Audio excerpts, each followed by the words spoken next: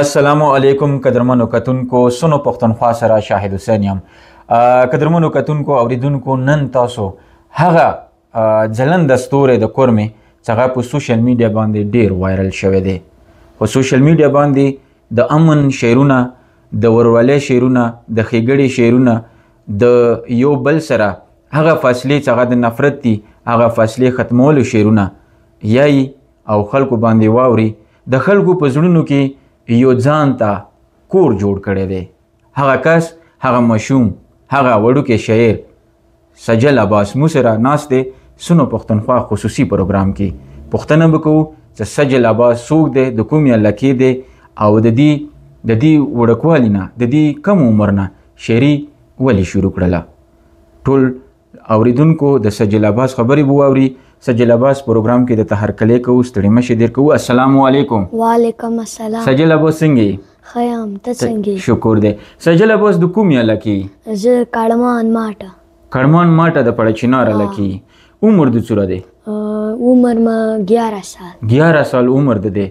او دا راته وایه چې کوم کې سبق یایي؟ څلورم کې. ګورنمنټ سکول کې د سبق ویلی دی؟ ها، ګورنمنټ سکول کې د اول پرایمرۍ کې د سبق ویلی؟ اول پرایمرۍ کې هم دی. صحیح. قدرمنو کتونکو دا مشوم چې کوم دی دا د ګورنمنټ سکول سټوډنټ دی او دغه یوې غریبې علاقې سره او د غریبې کورنۍ سره تعلق لري. خو دا د خلکو په زړونو کې د څه وجې نه دې ځای جوړ کړی دی.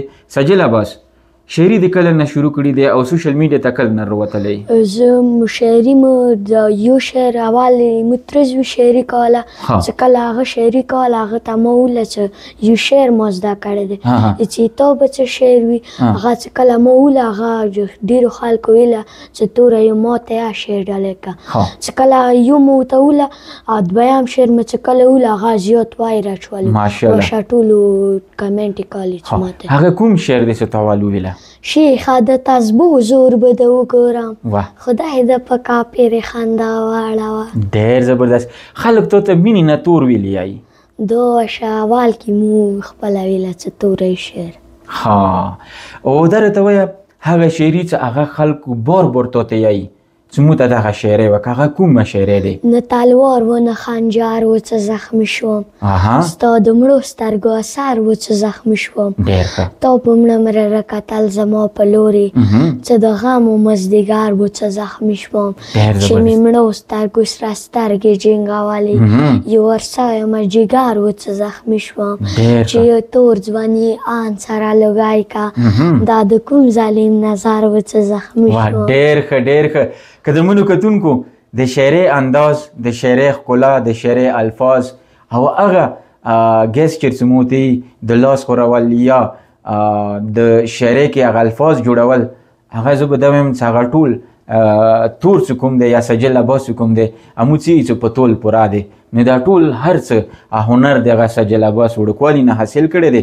سجل عباس مسافران باید تاسو ته ډېر کمنټ کوي په سوشل میډیا باندې، غوښتنه به کوي.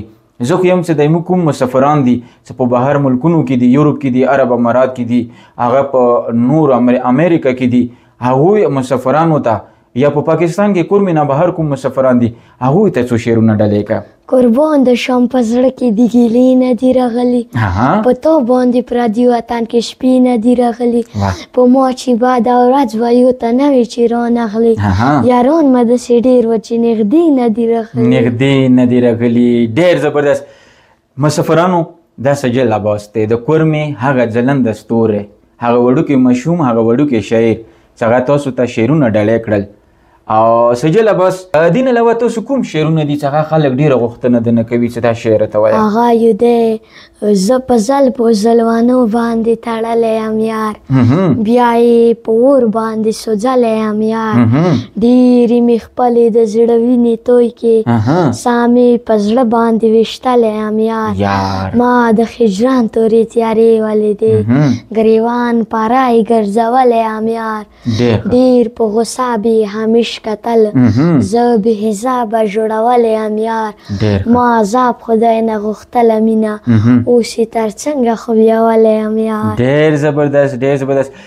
سجل عباس دا راته وایه چې د کوم د کورمې خلک دي سوشل میډیا استعمالوي، که هغه ځوانان دي، که هغه تا مخه وړه ښکلي ګلالۍ ماشومان دي، هغو ته څه پیغام ورکوي چې سوشل میډیا څنګه استعمال کړي؟ هغوی ته زه دا پیغام ورکوم چې سوشل میډیا نه هغه واخلي، فایده واخلي، د جانه ټوپک یا ځان څه ونیسي، بس ټیک ټاک نه شیر کړي. هغه بیا مور و پلار یو ته ډېر خوشحال وي. خو تاسو یې کته این دا مه کوئ. خپل انټیلیجنټ کوم درکې وي، شعرونه وي، چې وي، خو دا ټوپک و هغه د کلام استعمال وکړي، امن راولي. خو دا د پښتنو پښتونخوا کوم کتونکي دي اورېدونکي دي هغوی ته دا وایي چې تاسو کلام استعمال کوئ، کلام استعمال کوئ چې ښه پیدا ته نه ښه فایده ته نه واخلي.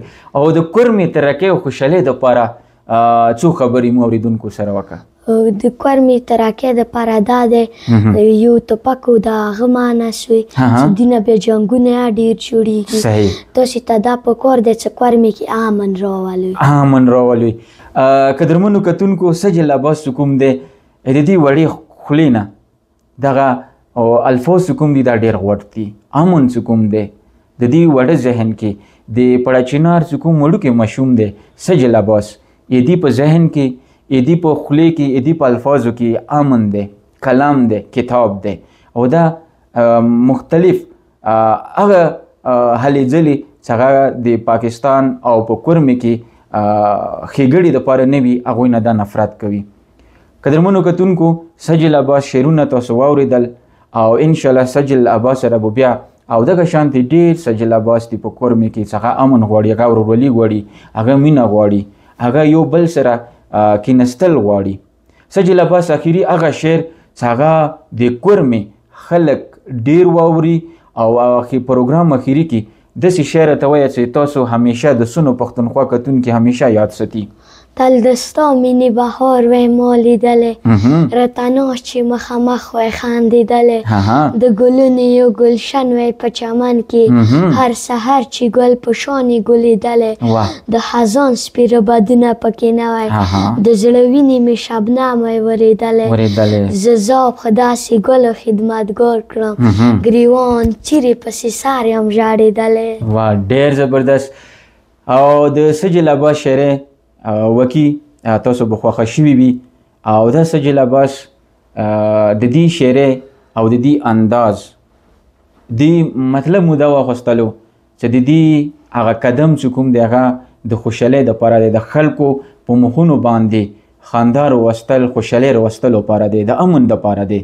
قدرمنو کتونکو نن د سجل عباس سره کوم پروګرام وشوی، امید دی چې تاسو به د دې کتونکي چې کوم دي د کورمې امن دپاره ډېرې کارونه وکړئ او همدې اخري دعا سره چې تل به پاکستان او په کورمې کې خدای امن راولي او امن دې راشي، د امن دپاره قدم پورته کړئ. اجازه دونه غواړو د لوی الله په امان.